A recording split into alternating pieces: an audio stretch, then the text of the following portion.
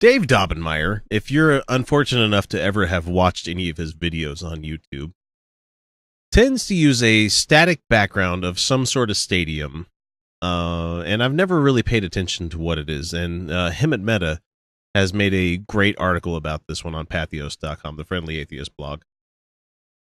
Who, honestly, if you've never listened to his show, if you've never listened to it, I don't think you've ever listened to our show because we play clips from him quite often. The thing is, the most recent one that he's been using for a good long time is a home field for Sunderland AFC, a professional soccer team in England. So when he tries to pretend like he's coach Dave Daubenmire, he's not ever actually probably been to that stadium at all. He's probably never even coached anybody on that team. So he's not a coach. I don't know. So for some strange reason, I can wonder what that would be, Hemet. They're not happy with being associated with Dave Daubenmire's bigotry. In the publication Chronicle Live, it says that there's a lawsuit, or at least the pressure of one, may already be in the works, which I think, good. Sue his ass. I don't use backgrounds for this show that might get me in trouble. I've got a fucking curtain. You can't really tell because it's pretty fucking black, and I keep the basement black as I'm recording. I just get lights in front of me.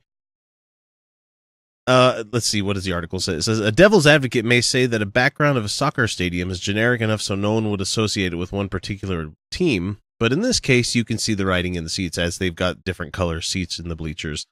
The team's slogan, "How way the lads," is visible in those screenshots, so the connection is clear to anyone familiar with the team. So imagine if Daubenmire used a background that included Green Monster at Fenway Park. I mean, people would honestly know because there's some places where people play that are just, the stadium themselves has their own character. So, interestingly enough, he has changed the background a couple of days ago on his newest episodes that he's put out. And sadly, I have to watch some of those sometimes. And yeah, it's up on YouTube if you want to go check it out. It's fascinating to me that they don't put, people like him don't put any thought into what they're putting out there in the world. It's like, yeah, you can say whatever you want. You can use, graphics and stuff as long as they're generic or you paid for the rights for them. But when you're using your show as a platform for hate against gay people, LGBTQ people, when you're using it as hatred against, progressives in this country, and you're trying to say that God's going to kill everybody and all these terrible things, you might not want to have another like organization's place behind you, because it makes them somewhat tied to what you said when people finally get words of this thing. People don't want that. Organizations don't want that. Nobody wants their football club associated with there being a racist religious asshole like Dave Daubenmire is.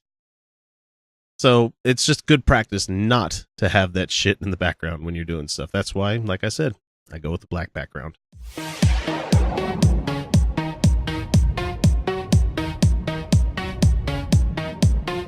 Android.